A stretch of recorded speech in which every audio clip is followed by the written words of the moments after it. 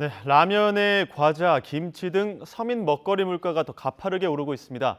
정부는 늦어도 10월엔 물가가 꺾일 거라는 전망을 내놨지만 체감 물가는 여전히 불안한 모습인데요. 주원 현대경제연구원 경제연구실장과 관련 내용 정리해 보도록 하겠습니다. 어서 오십시오. 안녕하십니까. 물가 오른다는 얘기는 계속 전해드리고 있습니다만 농산물 가격이 심상치가 않습니다. 많게는 지난해보다 2배 이상 급등하기도 했는데 이렇게 갑자기 오른 이유가 아무래도 태풍의 영향도 있는 거겠죠? 그러니까 좀 지난 그 통계긴 한데 지금 이제 뭐 배추값이 뭐 일주일 전보다 9월달에 올랐다는 뭐 그런 것보다는 이제 7월, 8월 우리가 물가 통계를 보면은요. 7월 예. 소비자 물가 상승률은 6.3%, 그리고 8월은 5.7%로 많이 좀 떨어졌죠. 근데 신성식품 가격은 7월에 13%, 음, 8월에 14.9%입니다. 오히려 예. 올라간 거죠. 그러니까 여름에 보면 우리가 폭염이 있었고 예. 집중호우가 있었고 또 태풍이 있었고, 그러니까 이런 신성식품 같은 경우는 바깥에서 우리가 수입하기 좀 어려운 그런 품목들이잖아요. 예. 그러니까 국내 어떤 신성식품이 여름에 좀 기후 영향을 받아서 가격들이 작황이 좀 안 좋아졌고, 그래서 그런 가격들이 많이 오른 거라고 보시면 될 것 같습니다. 예. 또 최근에 또 한국은행이 분석한 내용들이 있는데 원자재 중에서도 농수산품 가격 상승이 최종 물가에 더 큰 영향을 미친다 이런 분석이 있거든요. 이거 어떤 네. 내용으로 볼 수 있는 겁니까? 일단은 물가가 뭐 국내에서 생산되는 뭐 국내에서 재배되는 그런 국내산 말고 보통 우리가 수입산을 많이 쓰잖아요. 예. 그런데 수입 물가를 거쳐서 생산자 물가, 그러니까 예. 기업들이 출하하는 출하 물가, 그다음에 소비자 물가, 소비자들이 사는 이런 단계를 거치는데, 한국은행의 분석을 보면 이제 원자재 수입 물가 상승률이 한 1%포인트 더 높아지면 예. 평균적으로 생산자 물가가 바로 다음 단계가 생산자 물가가 0.13%가 높아진다. 요건데 보통 광산품은 그 경로에서 0.11 정도 되고요. 농수산품 같은 경우가 0.15 더 높죠. 예. 네. 이게 이유를 곰곰이 생각을 해보면, 이게 농수산품은 이게 우리 먹는 거와 관련이 있거든요. 그러니까 예. 뭐 과자라든가 그런 가공식품도 있을 수 있고, 그러면 우리가 이제 음식점을 가서 직접 사 먹는 외식 물가, 이런 게 상당히 한번 가격이 오르면 이게 하반 경직성이라 그러거든요. 밑으로 내려가려는 힘이 되게 없습니다. 예. 그러니까 한 번 올리면은 내려가기 힘든 거죠. 그래서 아마 농산물이 더 광산물이나 다른 수입 물가보다는 더 많이 영향을 미치는 것 같습니다. 예.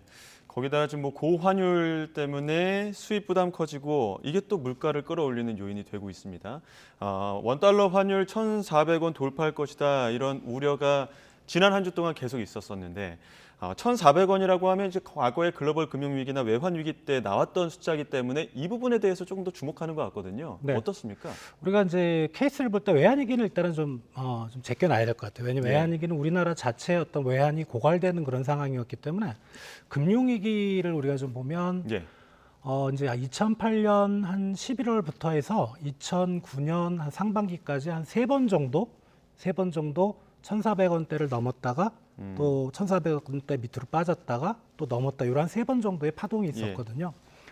그때 우리가 가장 높았던 원달러 환율 가격이 1,570원 정도 됩니다. 제 예. 기억으로는. 그러니까 분명히 이번에도 일단 1차 지지 저항선이죠. 1,380원이 깨졌기 때문에 1,400원을 한 번 정도 좀 뚫을 것 같다. 근데 과연 이게 얼마까지 더 오를 것인가? 예. 그거는 아직은 좀 뭐 장담하기는 어려운데, 금융위기 때는 정말 그 국제시장에서 특히 미국 내에서 달러가 부족했거든요. 그러니까 리만 브라더스 사태가 터지면서 많은 금융기관들이 도산을 했고, 뭐 그런 증거금이라든가 이런 달러화가 많이 필요했었던 상황이고, 지금은 그렇게까지는 아니라서 그게 무슨 뭐 1,500원을 넘어서 1,570원까지 피크를 칠 건가?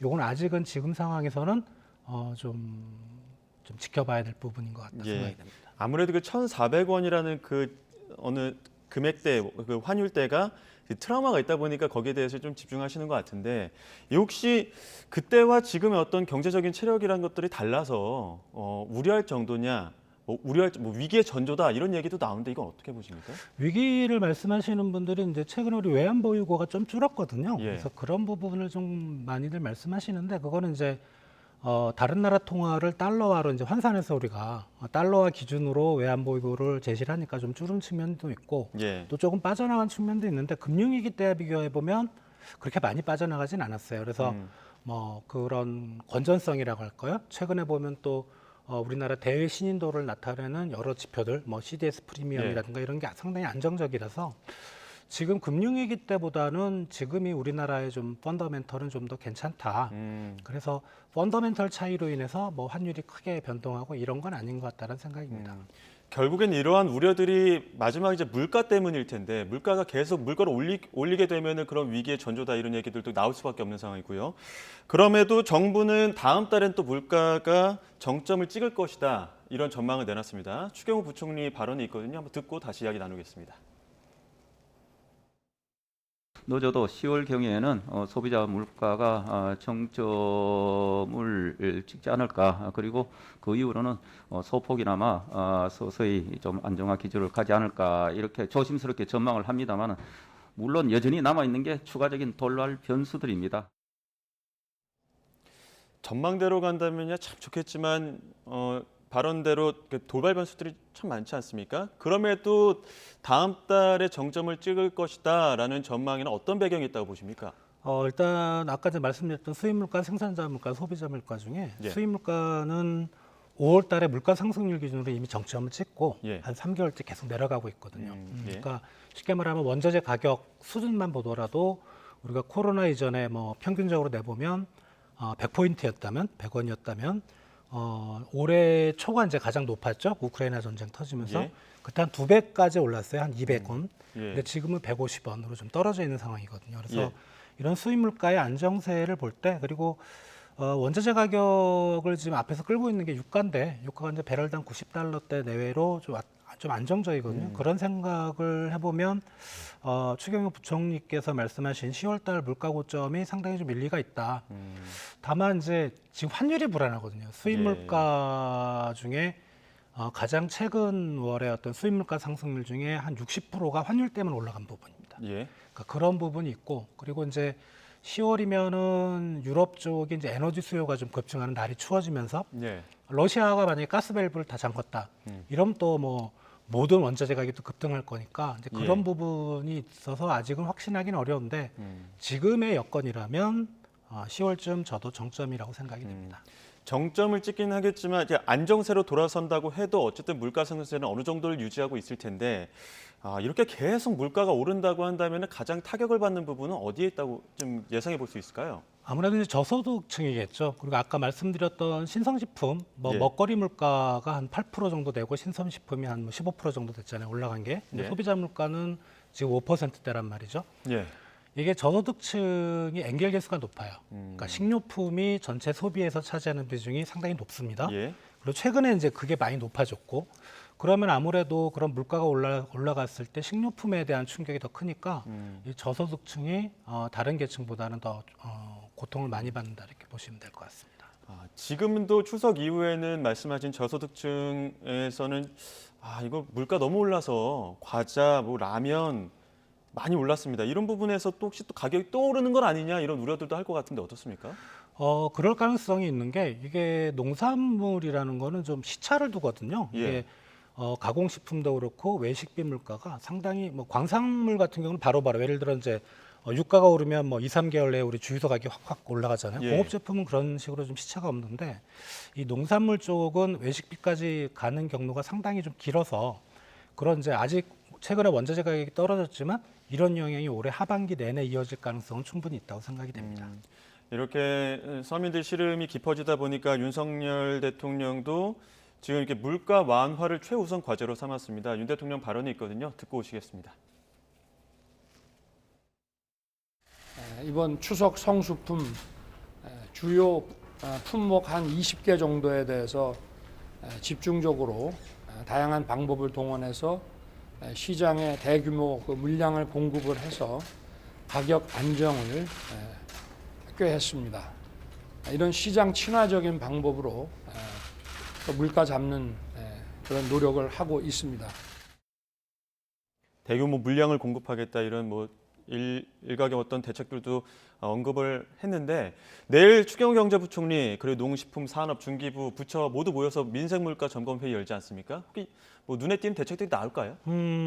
뭐 개인적으로는 현실적인 대안은 좀 없다고 생각이 되고요. 예. 왜냐하면 이제 지금 물가 충격은 다 바깥에서 들어오는 거기 때문에 그렇죠. 우리가 뭐 수입 가격을 정부가 관계부처 회의를 한다고 수입 가격을 어떻게 낮출 수 있는 게 아니고 뭐 다만 이제 아까 대통령께서 말씀하셨던 뭐 좀 이상 징후가 보이는 그런 품목들 갑자기 가격이 올라간다든가 이런 거는 이제 정부 비축 물량을 푼다든가 예. 뭐 아니면은 수입 관세나 할당량을 제한을 하는 거 푼다든가 그런 정도의 아마 좀 미시적인 대책이 위주지 않을까 생각이 됩니다.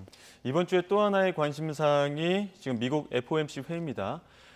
지난 한 주 때는 그 미국 소비자 물가 지수가 예상보다 높게 나와서 이 부분이 미국 시장도 뿐만 아니라 우리 지금 한국 증시에도 굉장히 큰 타격을 주지 않았습니까? 네. 과연 미 연준이 금리 인상 속도를 결국엔 늦추지 않고 또 더 올릴 것이라고 볼 수밖에 없겠죠. 지금 이제 다음 주죠. 다음 주에 0.75가 제일 유력하고요. 자이언트 스텝이 유력하고 일부에서 말하는 이제 울트라 스텝 1%포인트는 아직은 가능성이 그렇게 높아 보이진 않아요. 그러니까 8월 미국 소비자 물가 상승률이 8.3%인데 시장의 기대치가 뭐 8에서 8.1이었으니까 그거보단 높은데 예. 7월에 8.5보다는 떨어졌거든요. 떨어지긴. 그래서 또 미국도 뭐 그 미 연준 관련된 인사들이 뭐 인플레를 잡는다. 뭐 그런 부작용은 뭐 기업이나 가게들이 좀 감내해야 된다. 이렇게 말은 하지만 예. 그렇게 1%포인트를 올릴 때 어떤 부작용을 두려워 안 할 수가 없거든요. 그래서 아직까지는 자이언트 스텝 가능성이 좀 높다고 생각이 됩니다. 예. 국내 시장은 어떻습니까? 좀 고물가의 긴축 이런 부분들 때문에 외국인 매도세가 많다고 하던데 이 부분 좀 우려할 상황 아닙니까? 외국인이 시장에서 매도를 하고 예. 자금이 우리나라를 떠나면 문제가 되는데 우리나라를 떠난다는 증거는 없어요. 그러니까 지금 외국인들이 매도하는 거는 미국이 이제 금리를 빨리 올릴 거라는 예상을 하면 미국 증시가 먼저 빠지고 예. 다른 나라 증시들도 같이 빠지거든요. 예. 그러니까 가만히 가지고 있으면 손해를 보기 때문에 어떤 손해를 줄이고자 하는 그런 이제 움직임이고 만약에 뭐 우리나라 주가나 미국 주가가 조금 반등한다는 그런 조짐이 생기면 예. 또 외국인들이 들어올 가능성도 있으니까 그거를 너무 뭐 걱정은 안 하셔도 될 부분이라 생각이 됩니다. 예. 최근에 이제 달러로 이야기 많이 하는 게 킹달러다, 강달러다, 달러는 더욱더 오를 것이다. 말씀하신 뭐 기준금리가 올라가면 어쩔 수 없이 또 몸값이 올라가게 될 텐데 이러한 부분에서 원화 가치를 조금 지키기 위한 어떤 물가를 덜 자극하기 위해서 당국이 어떤 개입할 수 있는 방법들이 있습니까? 당국이 개입한 걸로 보이죠. 예. 최근에 뭐 구두 개입은 뭐 공식적인 게 제가 알기로 한 4번, 비공식적으로 한 15번 정도 되고 예.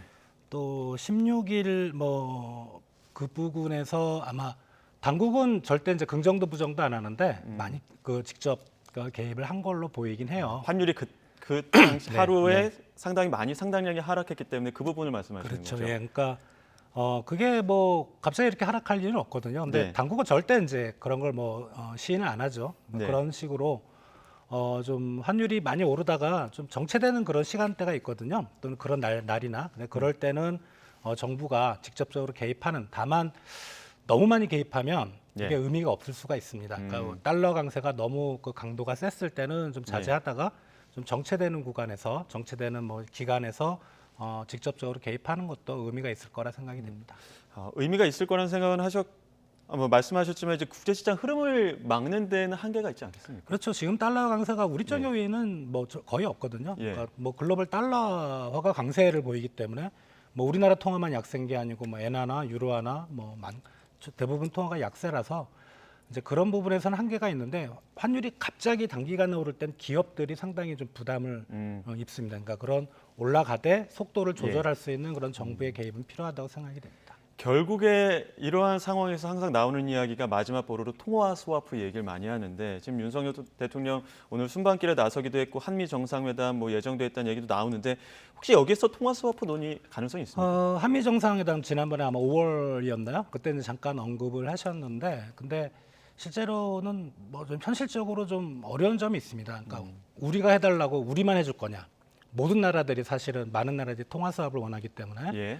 그런 미국 측의 좀 입장도 있고 그리고 뭐 그게 또 중앙은행 간의 통화 수합이거든요. 행정부가 행정부가 예. 아니고 그런 측면 때문에 아마 이번에도 그냥 논의는 있을 것 같다. 예. 근데 그게 가시화될지는 좀 개인적으로는 좀 회의적이다 생각이 됩니다. 예, 알겠습니다. 여기까지 듣도록 하겠습니다. 지금까지 주원 현대경제연구원 경제연구실장과 이야기 나눴습니다. 오늘 말씀 고맙습니다.